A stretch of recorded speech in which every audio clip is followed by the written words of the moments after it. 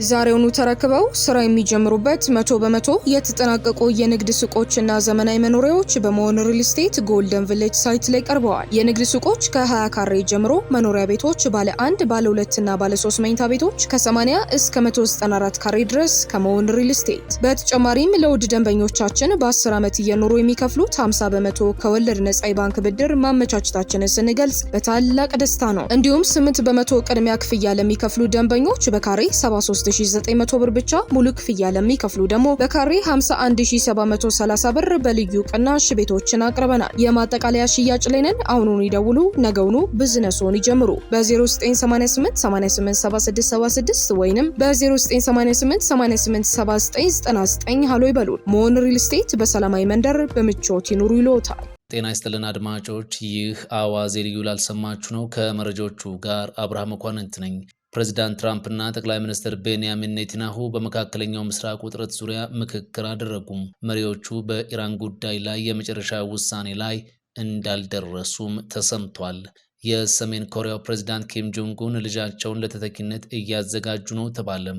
ሩሲያ ዜጎቿን ከኩባ በልዩ በረራ ልታስወጣ እንደሆነ ተሰማም። አሜሪካ በወሰደችው እርምጃ ምክንያት ሩሲያውያን ወደ ኩባ ጉዞ እንዳያደርጉም ትዕዛዝ ተሰጥቷል። ጉዳዩ ምንድነው? በዘገባችን ተካቷል። ዩክሬን ምርጫ የምታደርገው አስተማማኝ የደህንነት ዋስትና ሲኖርና ከሩሲያ ጋር የተኩስ አቁም ሲደረግ ብቻ እንደሆነ ፕሬዝዳንት ዘለንስኪ አስታወቁ። ፑቲን የዩክሬንን ሕዝብ ለመስበር እየሞከሩ ነው፣ ነገር ግን አይሳካላቸውም ሲሉ የኔቶ ዋና ጸሐፊ ገለጹ። ሁሉንም ጉዳዮች በዝርዝር እናስደምጣችኋለን። አብራችሁን ቆዩ።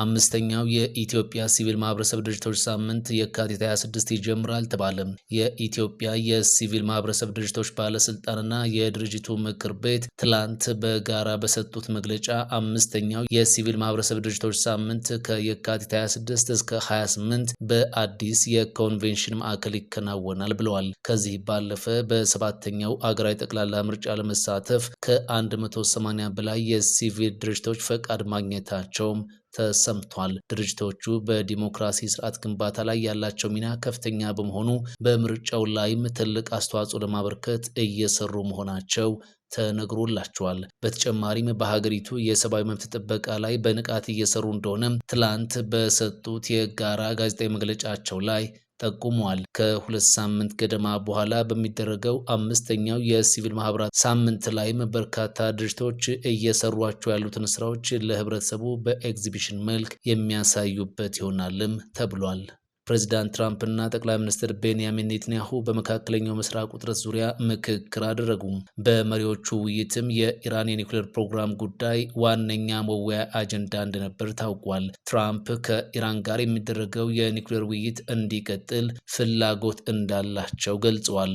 ሆኖም ኢራን ስምምነት ላይ የማትደርስ ከሆነ ጠንካራ እርምጃ ይወሰዳል ሲሉ ማስጠንቀቂያቸውንም አያይዘዋል። ጠቅላይ ሚኒስትር ቤንያሚን ኔታንያሁም ኢራን የኒውክሌር ፕሮግራሟን በሚመለከት ከስምምነት እንዲደረስ እንዲሁም የባላስቲክ ሚሳኤል ፕሮግራሟን ደግሞ እንድታጥፍና ታጣቂዎችን ላለመደገፍ እንድትስማማም ይፈልጋሉ። ይህ በእንዲህ እንዳለ የኢራኑ ፕሬዝዳንት መሱድ ፔዜሽኪያን በትላንትናው ዕለት አዎ በእርግጥ ኢራን ማዕቀብ እንዲነሳላት ትፈልጋለች፣ ነገር ግን ከአሜሪካ የሚቀርቡ ከልክ ያለፉት ጥያቄዎችን ግን አትቀበልም ብለዋል። ፕሬዝዳንት ትራምፕና ኔታንያሁ የአሁኑን ጨምሮ በአንድ ዓመት ጊዜ ውስጥ ለ7ኛ ጊዜ ሲገናኙ ነው። ይህም የእስራኤሉ ጠቅላይ ሚኒስትር ቢቢም ከየትኛውም የዓለም መሪ በላይ በዋይት ሀውስ በተደጋጋሚ የመርገጥ ዕድል አግኝቷል። የትላንቱ ስብሰባ ለ3 ሰዓታት ያህል የዘለቀ እንደነበርም ተሰምቷል። ትራምፕ ከውይይቱ በኋላ በትሩዝ የማህበራዊ ገጻቸው ላይ ውይይቱ ጥሩ ነበር በማለት አጋርተዋል። አንዳንዶች ሁለቱ መሪዎች በኢራን ጉዳይ ላይ ቁርጥ ያለ ስምምነት ላይ እንዳልደረሱ እያነሱ ነው። የሰሜን ኮሪያው ፕሬዝዳንት ኪም ጆንግ ኡን ልጃቸውን ለተተኪነት እያዘጋጁ ነው ተባለም። የደቡብ ኮሪያ የስለላ ተቋም እንደገለጸው ፕሬዝዳንት ኪም ጆንግ ኡን ታዳጊ ልጃቸውን ኪም ጆኤን ተተኪያቸው አድርገው ለመሾም በዝግጅት ላይ ናቸው ብሏል። ከዚህ ቀደም የደቡብ ኮሪያ የስለላ ተቋም የፕሬዝዳንቱ ልጅ የፕሬዝዳንቱ ተተኪ ልትሆን እንደምትችል ገልጾ የነበረ ሲሆን አሁን ግን የሹመት ሂደቶች ተጀምረዋል ብሏል። ታዳጊዋ በተለያዩ ወታደራዊና መንግስታዊ ዝግጅቶች ላይ ከአባቷ ጋር መታየት ብቻ ሳይሆን በአንዳንድ የመንግስት ፖሊሲዎች ላይም የራሷን አስተያየት መስጠት መጀመሯን የሚያሳዩ መረጃዎች መሰማት ከጀመሩ ሰንበትበት ብለዋል። በእርግጥ ከዚህ ቀደም ኪም ጆንጉንን ሊተኩ የሚችሉ ሁለት ሴቶች በሀገሪቱ እንዳሉ መረጃዎች በተለያዩ ጊዜያት ሲወጡ መቆየታቸው ይታወሳል። የመጀመሪያዋ ልጃቸው ስትሆን ሁለተኛዋ ደግሞ በሀገሪቱ ከፕሬዝዳንቱ ቀጥሎ ቁልፍ ሰው ናቸው የሚባልላቸው የኪም እህት ስሟ ሲነሳም ቆይቷል። አሁን ግን ግምቶች ወደ ፕሬዝዳንቱ ልጅ ማጋደላቸው እየተነገረም ይገኛል። በቅርቡ በታላቁ የጦር ኃይሎች ቀንና የሀገሪቱ መስራች መሪዎች እንደሆኑ የሚነገርላቸው የአሁኑ ፕሬዝዳንት አባትና አያት አጽም በሚገኝበት ስፍራ ላይ መገኘቷ ለተተኪነቷ ትልቅ ማሳያ ተደርጎ እንደሚቆጠርም አልጀዚራ ዘግቧል። ከዚህ ባለፈ በዚህ ወር መጨረሻ ላይ በሚደረገው የገዢው የሰሜን ኮሪያ ሰራተኞች ፓርቲ ጉባኤ ላይ ጁኤ የምትገኝ ከሆነ የተተኪነቱ ጉዳይ ይበልጥ ግልጽ ይሆናል ተብሎ እንደሚገመትም ተጠቁሟል። ኪም ጁኤ ለመጀመሪያ ጊዜ ከአባቷ ጎን በመሆን ለመጀመሪያ ጊዜ በይፋ የታየችው በ2022 ሰሜን ኮሪያ የአህጉር አቋራጭ ሚሳኤል ሙከራ ባደረገችበት ወቅት ነበር። ሩሲያ ዜጎቿን ከኩባ ልታስወጣ እንደሆነ ተሰማ። አሜሪካ በኩባ ላይ የጣለችው የነዳጅ ማዕቀብ የአውሮፕላን ነዳጅ አቅርቦትን በማስተጓጎሉ ሩሲያ በኩባ የሚገኙ ዜጎቿን ለማስወጣት እየተዘጋጀች እንደሆነ አስታውቃለች። የሩሲያ አቪዬሽን እንደገለጸው ሮሲ ኤርላይንስ በኩባ የሚገኙ ቱሪስቶችን ለመውሰድ ከሃቫናና ቫርዴሮ ወደ ሞስኮ የሚመለሱ ልዩ በረራዎችን ብቻ ያደርጋል ብሏል። በዚህ ሰዓት በኩባ ውስጥ እስከ 5000 ደርሱ ሩሲያውያን ቱሪስቶች ሊኖሩ እንደሚችሉም ተነግሯል። ሩሲያ በዚህ ወቅት ዜጎቿም ወደ ኩባ እንዳይጓዙ እያሳሰበች ነው።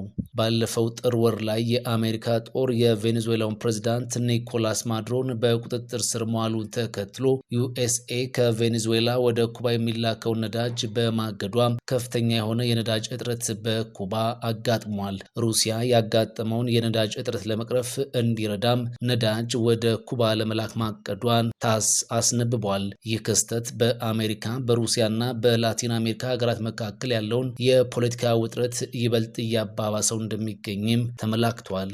ዩክሬን ምርጫ የምታደርገው አስተማማኝ የደህንነት ዋስትና ሲኖርና ከሩሲያ ጋር የተኩስ አቁም ሲደረግ ብቻ እንደሆነ ፕሬዝዳንት ዘለንስኪ አስታወቁ።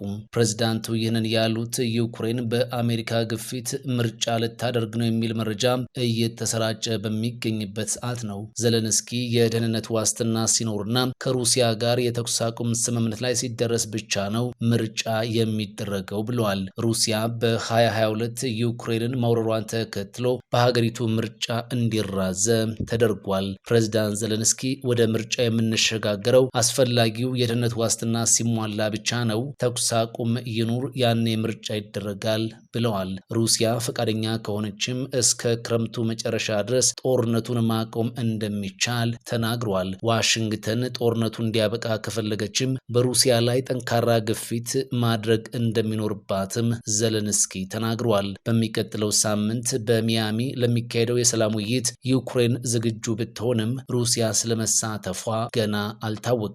በዚህ ሰዓት ሩሲያ በዩክሬን ላይ እያደረሰች የሚገኘው የአየር ጥቃት የተጠናከረ ሲሆን ዩክሬንም ከጥቃቱ ራሷን ለማዳን የአየር መከላከያ ስርዓቷን ለማጠናከር እየጣረች እንደሆነም እየተነገረ ነው። በተመሳሳይ መረጃ ፑቲን የዩክሬንን ሕዝብ ለመስበር እየሞከሩ ነው፣ ነገር ግን አይሳካላቸውም ሲሉ የኔቶ ዋና ጸሐፊ ገለጹ። የኔቶ ዋና ጸሐፊ ማርክ ሩት ሩሲያ ዩክሬንን ለማዳከም ከፍተኛ ጥረት እያደረገች ቢሆንም የዩክሬን ሕዝብ ግን ፈጽሞ አይሰበርም ብለዋል። ዋና ጸሐፊው ባለፈው ሳምንት በዩክሬን ተገኝቶ የነበረ መሆኑን አንስተው የሩሲያ ያልተቋረጠ ጥቃት ያስከትለውን ጉዳት በአካል መመልከታቸውንም በይፋ ተናግረዋል። የፕሬዝዳንት ፑቲን ግብም የዩክሬንን ህዝብ ለመስበርና ቁርጠኝነታቸውን ለማዳከም ነው ብለዋል። ሆኖም ዩክሬናውያን ግን የማይበገሩ መሆናቸውን በተደጋጋሚ አስመስክረዋል በማለት ገልጸዋል። አክለውም ዩክሬን ይህንን ጦርነት ብቻዋን ልትወጣ ልታወጣውም ሆነ ሰላምን ልታረጋግጥ እንደማትችል አንስቷል። በመሆኑም በኔቶ በኩል የሚደረገው ድጋፍ ወሳኝ ነው ማለታቸውን ዘጋርዲያን ዘግቧል። ዛሬውኑ ተረክበው ስራ የሚጀምሩበት 100% የተጠናቀቁ የንግድ ሱቆችና ዘመናዊ መኖሪያዎች በመሆን ሪል ስቴት ጎልደን ቪሌጅ ሳይት ላይ ቀርበዋል። የንግድ ሱቆች ከ20 ካሬ ጀምሮ፣ መኖሪያ ቤቶች ባለ 1፣ ባለ 2 እና ባለ 3 መኝታ ቤቶች ከ80 እስከ 194 ካሬ ድረስ ከመሆን ሪል ስቴት። በተጨማሪም ለውድ ደንበኞቻችን በ10 ዓመት እየኖሩ የሚከፍሉት 50% ከወለድ ነጻ የባንክ ብድር ማመቻቸታችንን ስንገልጽ በታላቅ ደስታ ነው። እንዲሁም 8% ቅድሚያ ክፍያ ለሚከፍሉ ደንበኞች በካሬ 73900 ብር ብቻ፣ ሙሉ ክፍያ ለሚከፍሉ ደግሞ በካሬ 51730 ብር በልዩ ቅናሽ ቤቶችን አቅርበናል። የማጠቃለያ ሽያጭ ላይ ነን። አሁኑን ይደውሉ፣ ነገውኑ ቢዝነስዎን ይጀምሩ። በ0988 887676 ወይንም በ0988 887999 ሃሎ ይበሉን። መሆን ሪል ስቴት በሰላማዊ መንደር በምቾት ይኑሩ ይሎታል። ፈጣን ያልተሰሙ መረጃዎችንና ትኩስ የኪነ ጥበብ ዜናዎችን ለማግኘት የቁም ነገር ሚዲያ የዩቲዩብ ቻናልን በመቀላቀል ቤተሰብ የሆኑ ቻናላችንን ሰብስክራይብ ያድርጉ። በቲክቶክም አለን። ቁም ነገር ሚዲያ ኦፊሻል ብለው ይከተሉን። እናመሰግናለን። ቁም ነገር ሚዲያ፣ ለቁም ነገር እንሰራለን።